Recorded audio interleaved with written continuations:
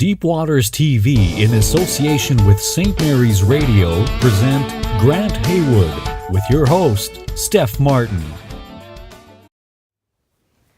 So we're here at Deep Waters Music today with Grant Heywood. We're going to do an interview regarding his musical career.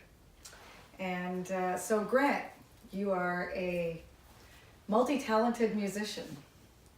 You play many instruments. Multitasking. Multitasking, yes. Yes. So you're mainly a drummer. That's my main instrument, I guess. That's what I get hired for the most. Hired for drums the most. Yeah. Perfect. Yeah. And what else do you play? Just about anything. I took 3 years of piano when I was young. Okay.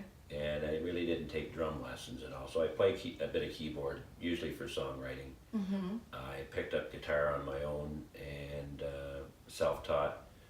And the same with mandolin.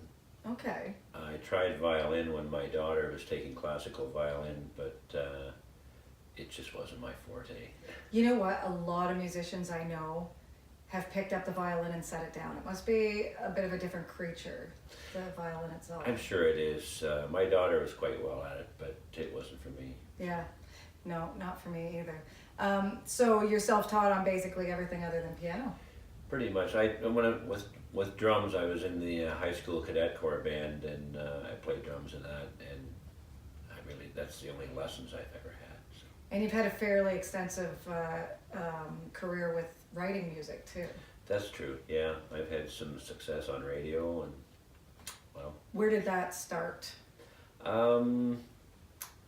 I was doing a lot of demo work, and I'd be working on other people's projects and that, and then when it came to my own, I was hired with a local group in Kitchener called Major Hoople's Boarding House. Okay. And they had quite a bit of success locally and across Canada. And when the band folded and they got back together again, that's when I entered into the band. I was asked to come in, and we did a second album, which I wrote. Likely half of the songs on that album I wrote, and I became the main lead singer, which I was a little uncomfortable with because the lead singer of that band had a very high falsetto. Oh. Rocky was actually asked to join Frankie Valli in the Four Seasons when Frankie left the band. Wow. So you know how good a singer he was, but they wanted to go in a different direction, so they used my voice, and being that I wrote half the songs, it worked out to my advantage. So then did they have like music on the radio, or they had music in, they were selling out rooms? They had 2 top 10s with the original Major Hoople's Boarding House, I'm Running After You, and Someone. Okay. And then when I entered into the band and we did the second album, we had a song called Late Night Invitation that I co-wrote with Dave Lodge, our bass player, and it went top 10 in, well, how do you say this, contemporary rock charts in Canada. Yeah. So my first song that was on radio went top 10. I was in Canada. I was happy about that. Yes, yeah. That's pretty exciting. Yeah. And when was that? What was the years? Oh, that would be about 1985 or 86, I think. So mid-80s. Yeah. Nice. Yeah. And then how long were you with them for? I was with the band likely for 10 years possibly, so it's in that range. Okay, 10 years. So that's a pretty good run with the band. Yeah. And then where did you go after that? Oh boy. I was asked to join a 3-piece rock trio. Simon Farlow, who's a really good guitar player originally from Mount Forest, had a group called The Point, and my wife and I were we were about to have twin girls. Oh boy. And so at that point, I was glad to join a local band that was within the area. It worked out for me. It was basically all the stuff that Allman Brothers, Bad Company, Led Zeppelin, you name it. It was all classic rock stuff. Nice. Yeah. So it was a more local. Yeah. Performing act. Perfect. And so that was the only thing at that time that you were doing? Well, that was short. Yeah, it was short-lived, maybe for about 2 years, and then I got asked to join a group called the Desert Dolphins, which were forming. Which Rocky, who was the lead singer of Major Hoople's Boarding House, was in this particular band, and Peter Padalino, who was with the band out at Lulu's Roadhouse, the Lulu's Roadhouse band.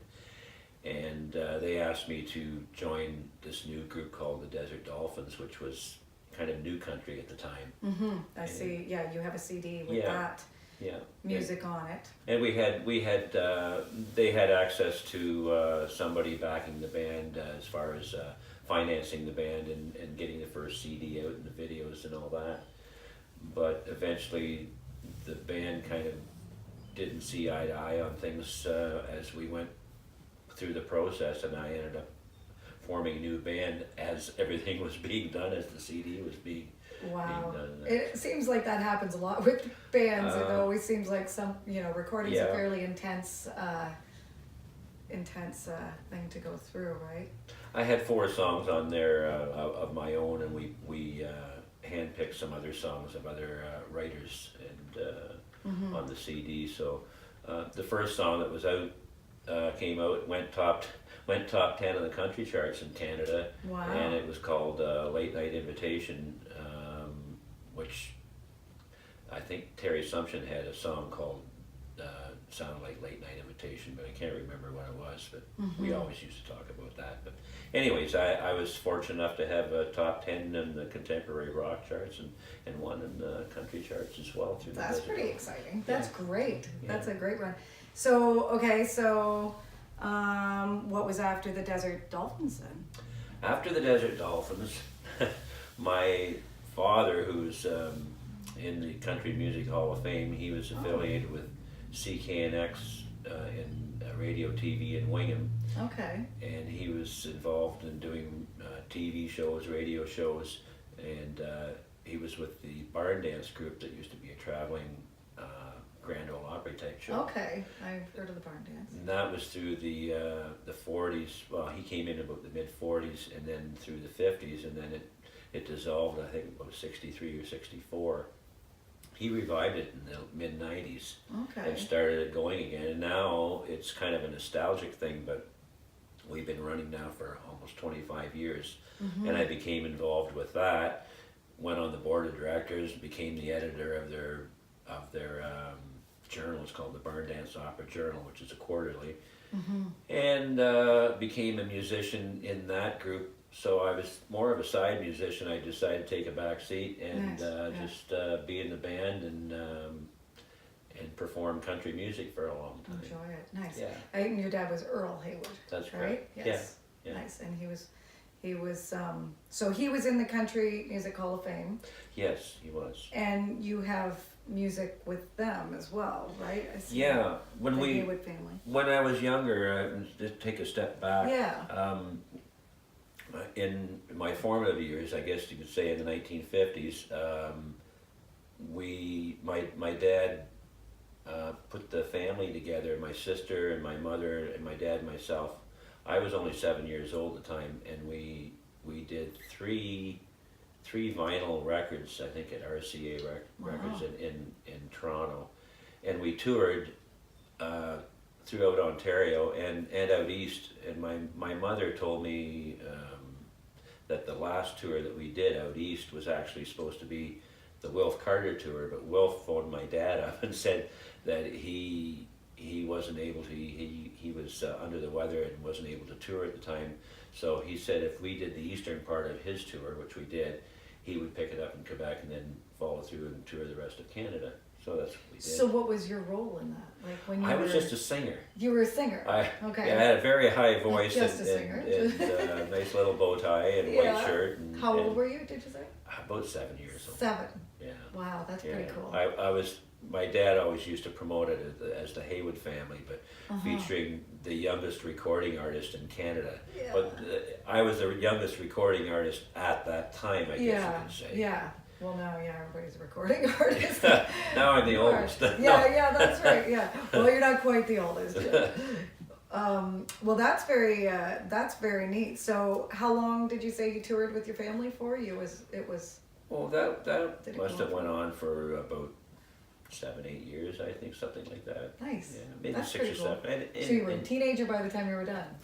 Yeah. And then it was the early '60s that I got into rock and roll music, and that changed everything. I had my own band. I had a band out of Wingham called Mackenzie that went through different changes, and I lost my best friend in that band. We actually played at a place called the Elm Haven, which was a hot spot for rock bands at the time in Clinton. Yeah.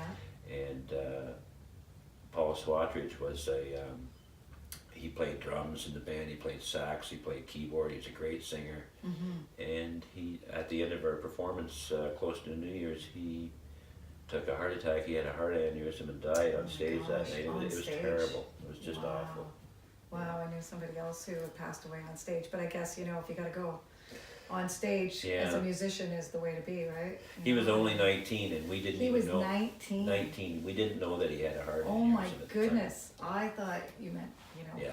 No. It was, he was quite young. And oh my goodness, that would be tragic. so I reformed the band again with different people. Tom Wiskowski was in the band, who now operates the Masonic in Stratford. He became our bass player, and a couple other people. I actually came out front and started playing guitars because I was able to go back and forth, play drums or guitar. So you were always moving around from instrument to instrument, or you could play piano. No, I didn't play piano on stage. I just I wasn't proficient enough to play piano on stage, in my opinion. In your opinion, yeah. And then when I got out of a lot of those bands, I played with some other groups as well around the Kitchener area, and then I got involved with the band in Toronto called Storm Crow, and we were hoping to cut a deal and work at Phase One Studios, and we were recording original material. Wendell Ferguson was in that band. Wendell is a 5-time guitar. He got the award 5 times in a row for the country. Yeah, he's a pretty big top player. I've heard his name many times. Yeah, he's so many people who know him. He's funny too. He's a character. I've always heard many humor. Stories about Wendell. So he's always well spoken of. And a very amazing player, right? So I was in that band for a while, and I was also in a band after that and before that with the Rocky Howell band, and Rocky was the lead singer of Major Hooples. That's how the affiliation came to be.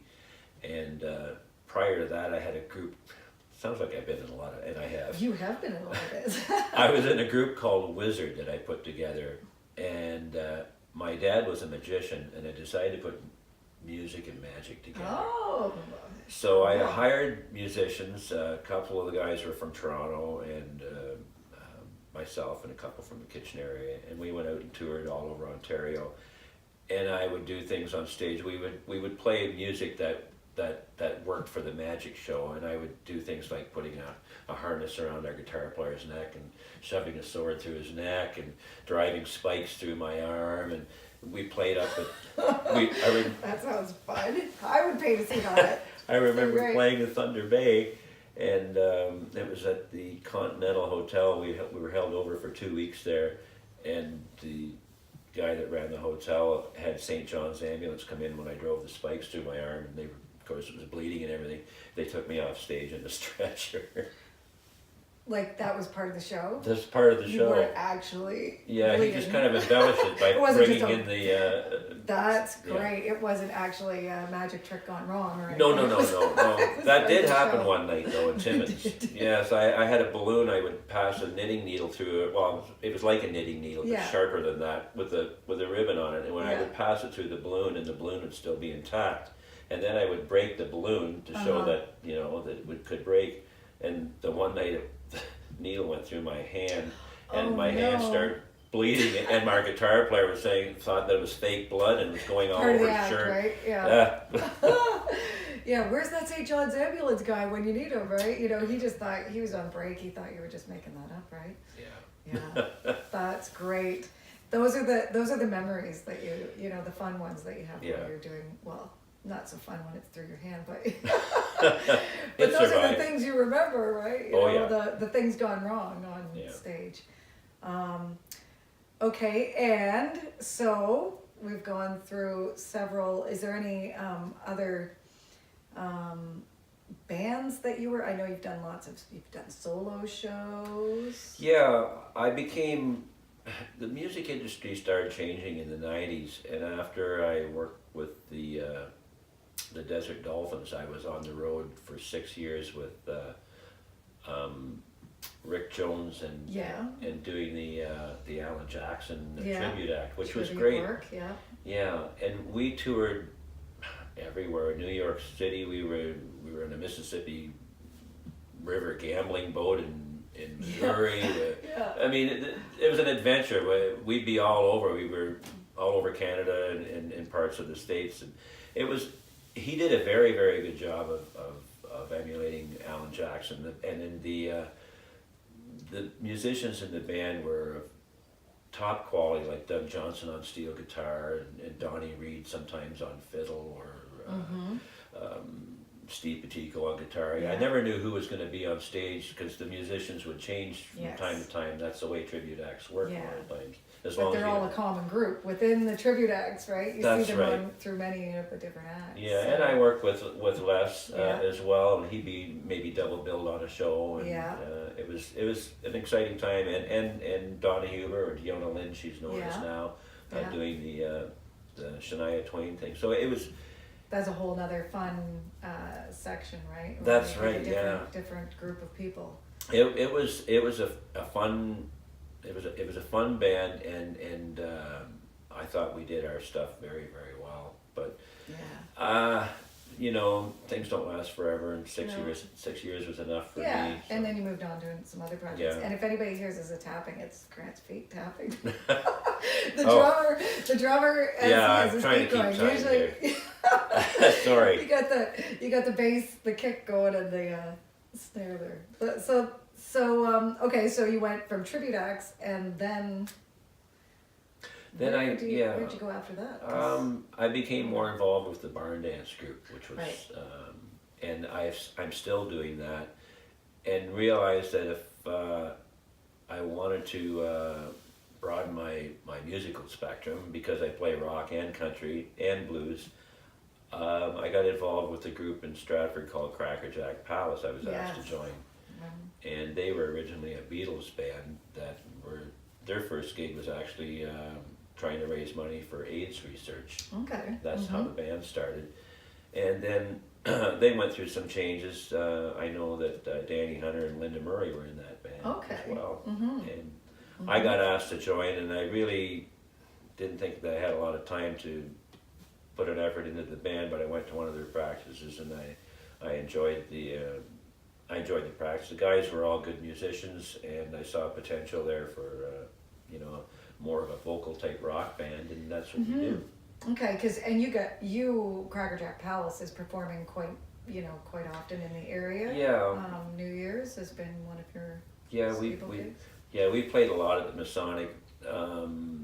We have a fan base which has been built up over the years. The band's been going for, I don't know, almost 10 years now, and it takes that long to get get your name out there and get people following along with you and coming out.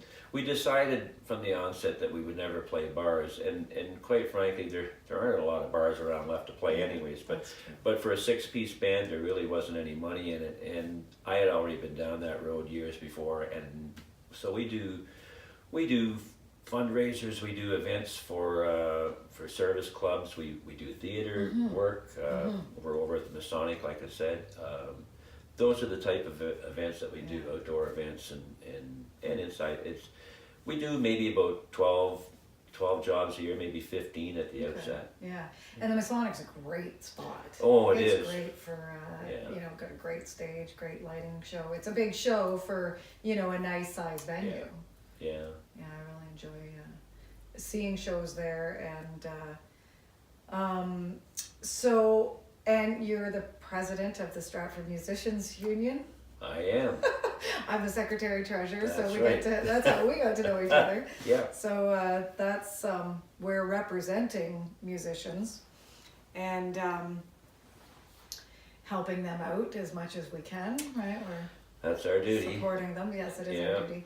And so other than Cracker Jack Palace, what else I know you're doing other things these days because you're Yeah. very busy. Just to digress, I failed to Yeah. mention, I know, like with the Desert Dolphins, what the band went through several changes, and in the latter years of the band, we put the CD out. We had relative success with the first single, and consequent singles after that. We were up for there was a magazine out called RPM magazine Yeah. in Toronto, Mm-hmm. and it was a music magazine by Walt Grealis, and Walter was a good friend of my dad's. He knew Dad really well. Walter's no longer with us, but RPM magazine had grown to the stature of having their own awards show, the Big Country Awards they were called. And so the Desert Dolphins were up for several awards the first year running, and the second year as well. We were nominated. We didn't win. Shania Twain took all the awards the first year we were nominated. I remember being on stage when CTV was panning their camera, Yeah. and Shania Twain was standing behind me, and I was kind of yanking on her arm and told her, I said, "You step out front here, you won all the awards tonight." Yeah. And she humbly said, "Oh, it's just an award show, don't worry about it." Oh. So, Wow. yeah, it was quite interesting. Yeah. And they put the award show on at, you know, like the Royal York Hotel or Harbour Castle West and places like that. And I had to pinch myself because I hadn't been at this Yeah. level yet, and it was nice to be able to sit at a banquet with Sam Snyderman from Sam the Record Man on your right hand Yeah. side, and Sylvia Tyson from Ian and Sylvia on your left hand. Yes, that's pretty exciting. Yeah. Yeah. That's pretty neat when you can sit in and amongst the well-known and greats and be one of them. Yeah, no, it was great. And it was great for the band. It was a nice place to be, and I got to go to Nashville. Our road manager had contacts down there, and I got to write on Music Row with some of the bigger name artists down there, and kind of got my foot in the door. But when the band finally dissolved in that, I didn't pick the ball up and kind of continue on from there. I got involved in other things, obviously. So. Yeah, and and it's also juggling family, home life, and not traveling too far, and being able to, and you work full time, so That's right, and I was a side. When you say about family, my father went through the same thing when he, back in the early 50s, and toured the States, and he was trying to get Colonel Tom Parker as his manager down Okay, there. yeah. And he contacted Colonel Tom, and he said, "I'd really love to take you on, Earl," but he said, "You've got a great voice," and he says, "I'm sure that your career will go places." He says, "I'm working with a young guy from Tupelo, Mississippi right now, and we're hoping to take him into Sun Records and do something with him," which was obviously Elvis Presley. Elvis Presley, isn't that Yeah. something? Yeah. Yeah. So- 6 degrees of separation is always about 2 in the music industry, isn't it? 1. I think maybe my dad got discouraged, but I looking back on it, I also think that family was more important, and he could see that if he did things in a big way in the States, that he'd be away from home for any length of time. It just wasn't in his makeup. Well, and it's a fine balance, right? To keep both, and then I always believed that just doing music and performing it, because your family did it together, and then that's a success in its own. I mean, everybody sort of views. Well, my family Yeah, means big everything to me, and I wasn't about to squander. I shouldn't say squander. I wasn't about to remortgage the house and try and find a couple of uncles that were willing to put in thousands of dollars. I just couldn't go down that road. Yeah. It just wasn't in my makeup. Yeah, and it's not always. I think it's probably success is what you make it, right? If you find having a family is successful, having music is successful, and being able to do them all, and keep a job. Well, that's just crazy. We all do that. Support our habit, right? Oh yeah. Yeah. Yeah. And you're recording now. You mentioned before? I usually do 1 or 2 recording projects a year for other people. Okay. I produce for other people as well, mainly country stuff. I still do demo work on my own. I keep threatening to do my own solo CD, which I still want to do. You should. And Yes. I have lots of material. It's just hard to pick the right ones. And Yeah. I still continue to write. And now that I'm retired from my day job, I have even more time. And Do you really have more time? You're in more bands. no, actually, I'm busier with music now than I Yeah, have ever which is been. exciting. But I'm enjoying it more now Yeah. than I did when I was younger, because at that time you had more energy Yeah. and you didn't know what was happening at the time. Now I kind of have all my ducks in a row, and I really thrive on just the pleasure of playing music and being with people that have. I don't play with people that have an attitude. It just turns me off. Yeah, I totally agree, and I've noticed that too as I'm getting older too. That when we're out, it's just different. You see, the audience as it doesn't matter if it's 5 or 35 or 3,500. That's right. It's still fun, and I think you just appreciate things a little bit more, right? And there doesn't seem to be a shortage for us playing in our aging population, right? No. I Well, feel like we're there's likely more opportunities. We're likely playing the right kind of music, Stephanie. That's right. Yes, and you know what? That's right. And our age group probably wants to hear our music. Yes. Whereas they're not wanting to maybe hear rap and Cardi B, even though it's kind of cool. But so that is nice. You kind of forget that that goes hand in hand too. And what is coming up for you musically? Oh, you do have another project that's kind of cool. I'm involved with some people. I'm not really at liberty to say who I'm involved with. I know I've told you, but Yes. but I'm involved with a project that's doing a recreation of this year is the 50th anniversary of Woodstock. Right. Okay. And so we're doing a recreation, condensed, of course, 2 hours of the Woodstock Music Festival. That's cool. So Very cool. there's lots of material. If you've ever seen the movie, you'll know what to expect. But I'm not at liberty to say. I can say we have a lot of dates booked ahead this summer.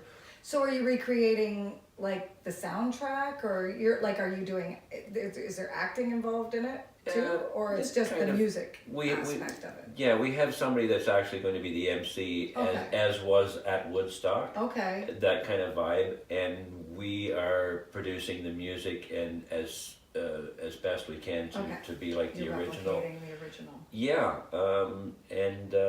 Yeah, it's exciting. I always liked that era of music. I was kind of born out of that era, so it's cool. second nature for me. But Yeah. the people I'm involved with are all pros. They're really great. And I've been working with Chucky Zare on occasion. Mm-hmm. Wayne Brown, a local drummer from Stratford, he's a actually great one of my drummer. favorite drummers, Yeah. and he's got a lot on his plate too. He's playing a lot, and so sometimes I get asked to sub in for Wayne on the show with Chucky Zare, who does a fantastic job. She's great. Of Janis Joplin. Janis Joplin, yes. Yeah, so I've done some I'm a of big those fan. shows. So I always enjoy watching Chucky play. She's also like a phenomenal keyboard piano player, right? Like Yes. I love watching her play. Yeah. Yeah, I play out at Maryhill too, at the Maryhill Commercial Tavern for Paul Weber, who's a well-known country musician, and I'm out there on weekends, on Fridays and Saturdays. Sometimes I have to have a sub. Excuse me. Sometimes I have to have a sub come in and play for me, because I'm involved with other projects. Yeah. Okay, and if people haven't been out to Maryhill, it is the coolest place. It's like a time warp or something. Like you walk in, you're on a intersection, if I remember correctly, in the middle of nowhere, and you walk in and you're in this old time bar, and it's just rocking. It's a great destination place. It's you can say a little bit more about it, but when I went there, I was like, this is so cool. Who knew it was here, right? It is a step back in time. Paul's got it outfitted with a lot of pictures and antiques on the wall, and it's all wood inside it. It's kind of like how some of the old taverns used to be back in the day, and there's none around anymore, but his still exists, and he has concerts out there. He's had people like dare I say, Cheryl Escom doing a blues show. He has the Good Brothers out there. This weekend, coming up on Saturday, I'm playing with Carl Keys, who used to play with the Good Brothers, the fiddle player. Yeah. And Paul with his own band out there, which I play in. We have Harold McIntyre. Barn dances have been. We're doing a barn dance next fall there. It's a great venue, and plus he's done videos out there. He had the Sheepdogs do their video out there.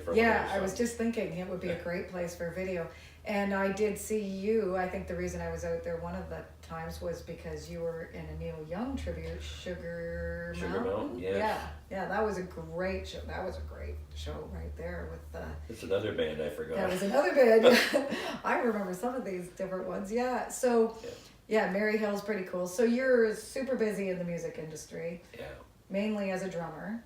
Pretty but much. often as guitar, and you do a little bit of solo work with your guitar and vocals. Yeah. Yeah, I get hired out as a drummer, likely because that's number one my main instrument, but because I'm a singing drummer. Yeah. And right.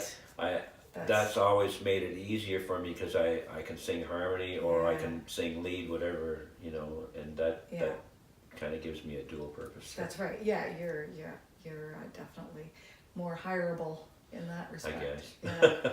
But well, we'll be playing some of the songs, and you'll be able to hear them on Deep Waters TV as well as St. Mary's Radio, and I think we'll have to have you back again because I'm sure we missed a whole bunch of stuff. Yeah, I forgot to talk about the family album that we did. The family, okay. But that's okay. That we this did, family album? Yeah, that when we did family albums back in the 50s when I was very young, I did one later on when my dad was going through the throes of Alzheimer's, and I included my two daughters. Okay. And my sister, who was on the original Heywood family show, and my mom and my dad, myself, and How old were your kids when this was on? Oh gosh, Like ballpark. Yeah, they were about 10 years old. Okay, so they're a little older than when you started, Yeah. but it was still kind of reflective of when you were young and part of the family band, and then your parents were in it. Yeah. And then your family and your sister. Mm-hmm. That's pretty cool.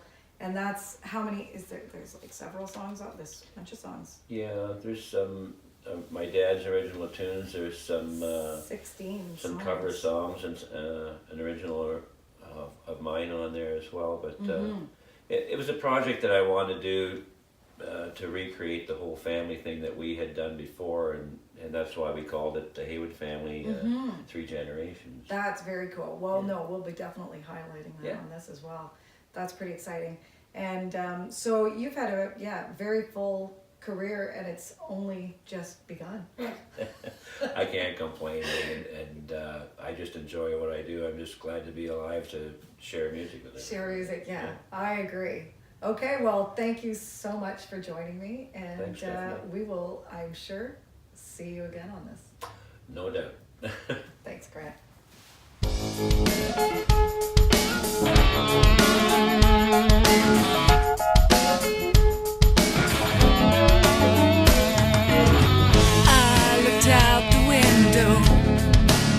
Looked out the window today.